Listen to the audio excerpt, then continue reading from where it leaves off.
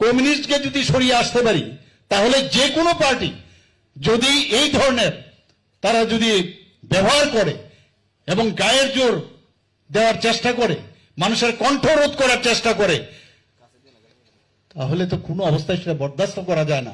সরকার সেখানে যা যা করার সেটা করবে, এবং আমাদের যে সংগঠন যাতে দুর্বল থাকে তার যে প্রচেষ্টা এখন চলছে, যে আরে আমাদের যারা ভারতীয় জনতা পার্টির যে সংগঠন সেটা যদি বেড়ে যায়, মানুষের সমর্থন যদি বেড়ে যায়, তাহলে তো মুশকিল আগামী দিনে।